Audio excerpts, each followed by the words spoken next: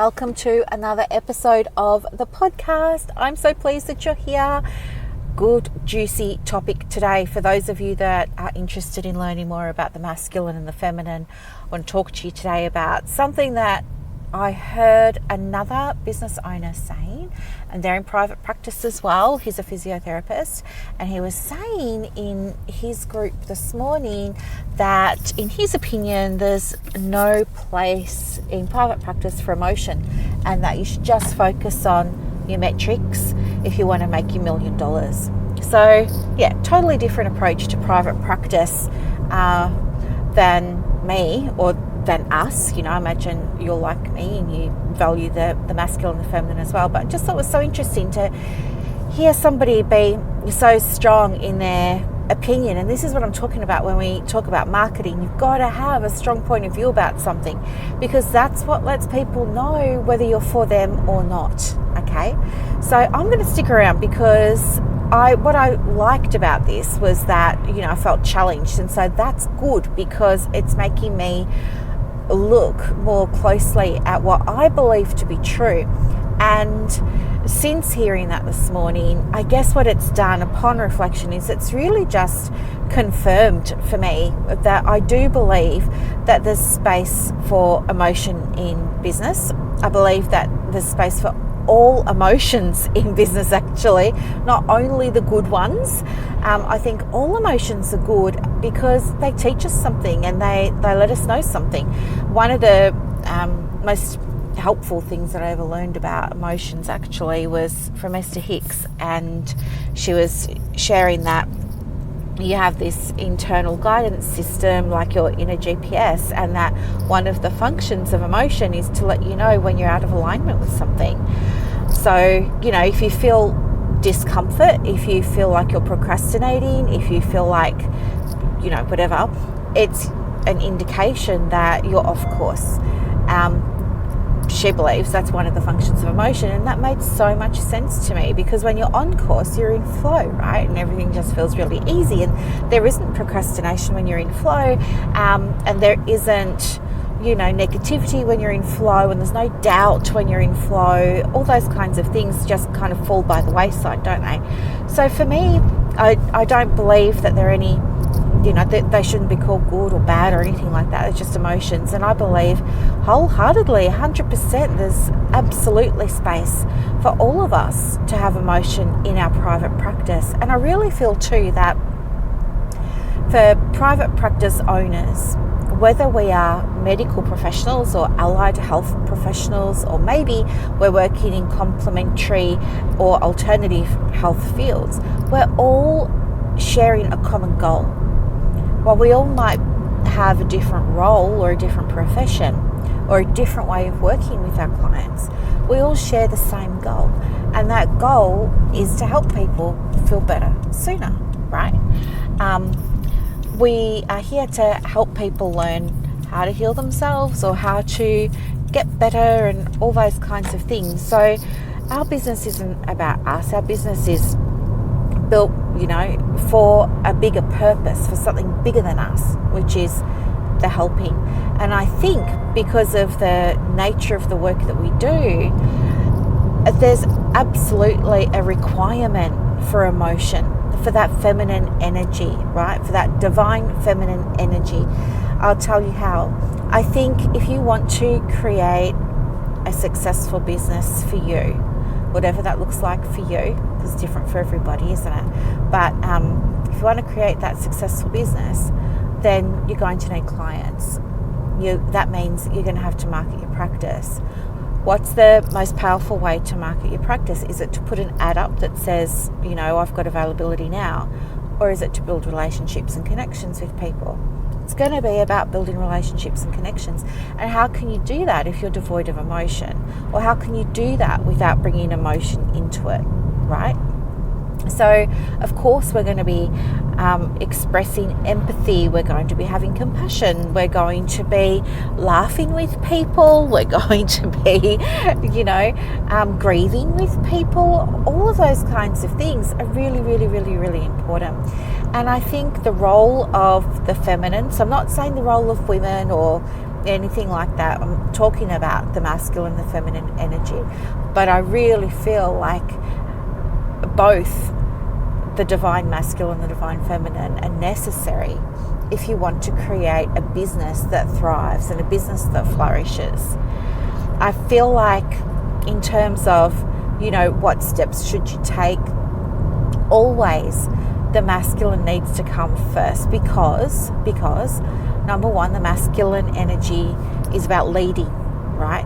It's about leading, it's about planning, implementing, completing things, following through on obligations, being responsible, making decisions. Did I say forward moving action? All those kinds of things. So when you're first starting the business, you are required to be in that masculine energy space. You have to be. And this is one of the areas that some counsellors in particular stumble upon, because they lead with their feminine and they're like, oh, I've finished my degree now and I'm going to go and start my practice. I can't wait to start helping people. And, they just want to be soft and nurturing and just get on with the business of, doing the work. But they either don't know, or they are dismissive, or maybe they're avoidant of being in that masculine space because for whatever reason, maybe it's boring, or it's tedious, or they're not interested or whatever it is, if they're mostly in their feminine. And so what can happen for those people is that they struggle. They really struggle because they just want to do the work. They don't understand. They'll throw their hands up in the air and say, what do you mean practice management system? What do you mean I've got to set up automations, Brooklyn? Oh, what do you mean I've got to market my practice? I don't want to do any of that. I just want to see clients. I think if that's you, and you're not yet ready to go and lay the foundations for the business first, I think for you it would probably be best to go and work for somebody else until you felt like you were more in the mood to take the reins and take control and go and set up your own business. So that's just a tip from me, because I just think it's going to be harder for you, because if you're not anti it, but if it's just not your thing and you're not interested, it will really have big consequences for your business. Like, you'll have issues with payments, you'll have issues with not getting clients, you'll have issues because you don't have systems in place that help you out. The systems aren't there just for the sake of having them. They're there to help you to take something off your plate. But if you can't, not be bothered, but if you don't have the energy for it, or you're not in the right space to go and do all of those things, it's going to be really frustrating for you. And I don't want you to feel frustrated. I want you to love your business. I want you to love what you do. So for you, it might be better to go and subcontract to somebody else, or maybe even go and get some employment until you get to a point yourself, and maybe you will, maybe you won't, but maybe you will get to a point where you're just like, do you know what? I think I could do a better job. I think I could help people differently. I think I'm ready now to do something my way. Do you know what I mean? And then go and learn the business of private practice. But I was going off on a tangent here. This was about the role of emotions. Yes, you need both. So you've got to lead with the masculine, because the masculine's responsibility is for setting up the foundation. So setting up the software, making sure you've got all your forms, making sure you've got all your policies, making sure you've got, confirmation processes and reminder processes and payment processes and process, strategy. You need to have all of those things, and then once they're set up, then do things like all the feminine stuff. Like, then go and find a really beautiful space to work from. Then go and find somebody who can help you write up beautiful, meaningful copy for your website that lets clients instantly feel a connection with you, right? Go start building those relationships with referrers, because guess what? You can now. You're safe now. You know that if you open the doors tomorrow and you get a flood of clients, that you've got systems and processes in place that can handle that. that can take all the payments, that can automatically remind people of things and do a whole lot of the admin for you. And that's where you're really going to fall in love so much with private practice. So there is a role for both the masculine and the feminine. So I've spoken to you about, the masculine has to lead, and then that creates space for the feminine to come through. And I've mentioned there too about the duality, like working together, both of those energies working together from that point on really does help foster the outcomes that you want to see. Whether that's you started the business because you wanted child-friendly hours, or whether it's because you started the business because you wanted to make money and you didn't want to work for somebody else on a percentage basis or something like that. Having those things in place help you get there so much more quickly. Also, if you only run a business from the masculine, we've got a problem, because what's going to happen is you won't be able to build the relationships, which means it's going to be very difficult for you to keep clients.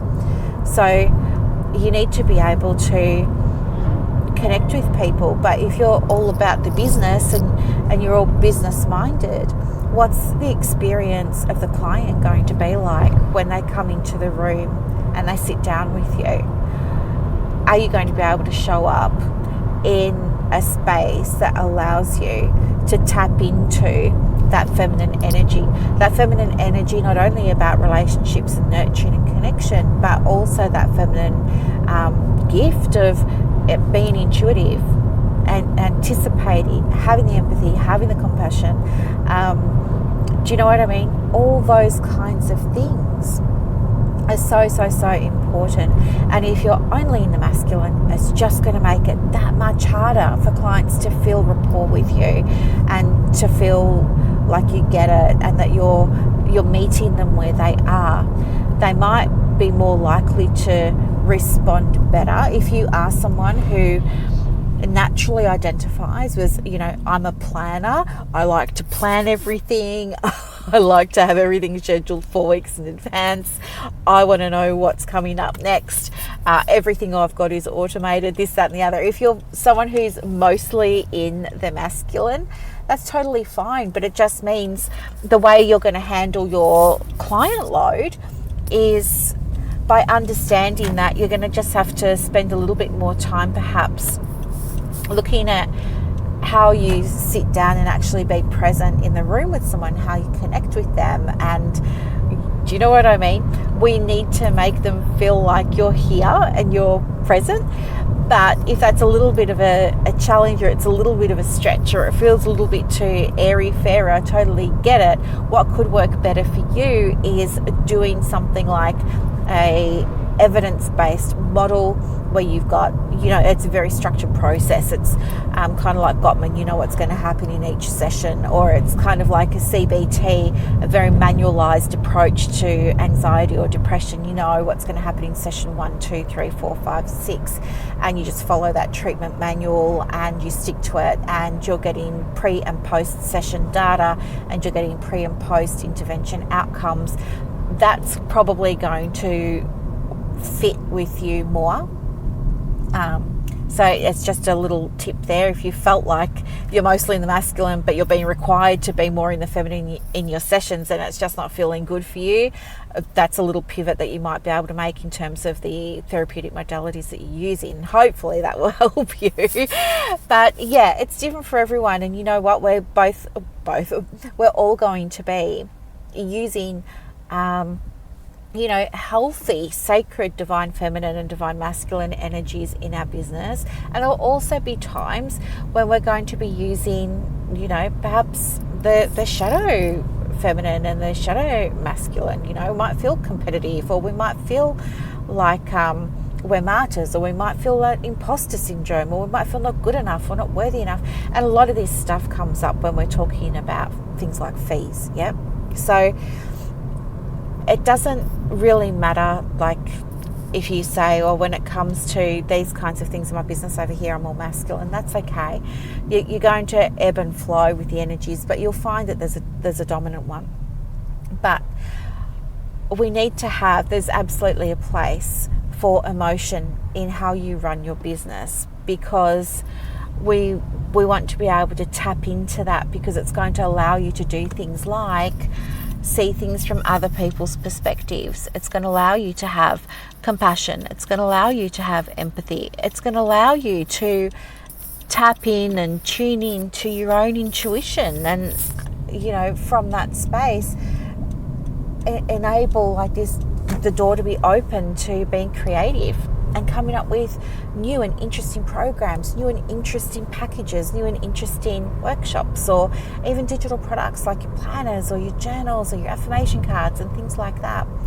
And all of this comes from the feminine. And I just wanted to share that with you today, because I know, like, when I was growing up, I used to watch movies on TV, and I think one of the ones that really stands out in my mind was 9 to 5, and also the films that I saw that were what was it, First Wives Club, and there were other ones like that, but it was all women with big hair and big shoulder pads, and films with Molly Ringwald, and they're all trying to sort of imitate men in a way, like trying to lose their femininity. And in those films, they were taught there's no place for emotion and you shouldn't cry. Even Devil Wears Prada, Meryl Streep and Anne Hathaway.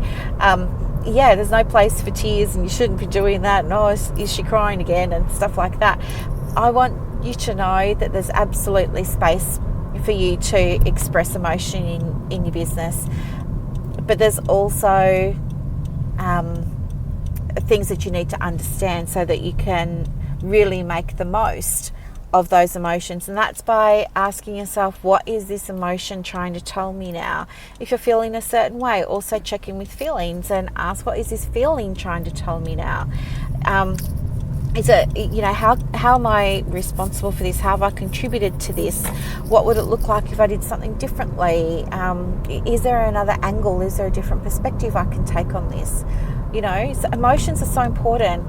But I think when we're in that, shadow feminine space, emotions can be very, very disruptive to how you run the business. And maybe that's what this other person was talking about. But if you're what do I want to say? If you're down on yourself and you don't feel great about you, and you're doubting whether or not you can charge $150 as a diploma qualified counsellor in your first year out, and because other people charge less but they've got master's degrees, and you're doing all that comparison stuff, that's absolutely going to have a negative effect on your business. It's also going to mean probably you're less likely to use your systems and your processes, i.e. thinking about charging people cancellations. It also means too, if you're in that emotional state of perhaps being a little bit of a martyr, that's going to be problematic too, because what's going to happen is you'll do things like have sliding scales and concession fees, but you're only just starting your practice and you still aren't making enough money yet to comfortably pay your bills and pay yourself. So you're kind of shooting yourself in the foot there as well. Plus you're using it to justify business decisions, or you're kind of living at cause you're living at effect instead of living at cause in the business. I can't charge this because my clients can't afford it. I can't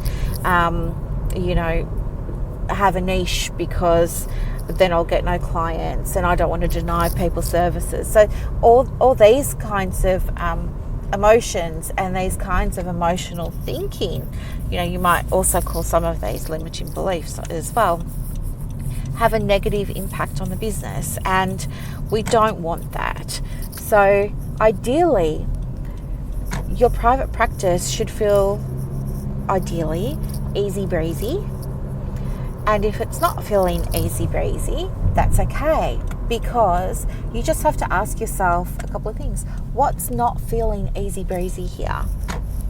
Is it getting clients? Is it being visible? Is it posting on social media doesn't feel easy breezy? Is it sending out your newsletter? Is it blogging? What is it that's not feeling easy breezy? That's what you want to tune into. And once you're aware of what it is, that awareness then puts you in a very empowering space where you can then say, oh, okay, so that's what it is. What am I going to do about that? And the easiest way to get, if you're feeling stuck or anything like that, the easiest way to work through that is to say, okay, what's the problem, and what are 3 options here, and what would each of those 3 options look like, and just break them down. It's really easy to do. But yeah, I just wanted to share that with you today, because although I don't do as many podcast episodes or social media posts speaking into the masculine and the feminine, it's because I feel like I just kind of matured with it. I feel like I just kind of grew up, and I felt like I don't need to keep telling people this is masculine, this is feminine. And what it looks like for me now is this is just how I work. So all my courses now are through the lens and built on a framework of the masculine and the feminine. But I don't always say, hey, guess what? This is masculine and feminine anymore. It's just who I am now. It's part of me. It's just how I work. But if you have any questions about what would the masculine look like in this situation in my business, or what would the feminine look like in that situation in my business, or how would I, integrate the two? How do I draw upon both energies? Or what is this situation telling me? Like, if you get, even the word stuck implies masculine energy, right? It's telling you you need a process around something. So, feel free to reach out and ask me. I'm always happy to answer any questions. You can message me at the Private Practice Coach, or you could also message me on Facebook if you wanted. The other thing that I wanted to share with you too is I'm going to be running a free private practice workshop for people who are thinking about starting private practice, or maybe even if you're pretty new to it, like in it for less than 12 months, and you want to come along and get some questions answered and things like that, you're most welcome. If you'd like some information on that, let me know, and I can easily send you a link. But I'll also be popping all this info on my socials and in emails as well. All right, so have a really, really wonderful day, and I'll talk to you in the next episode. Bye.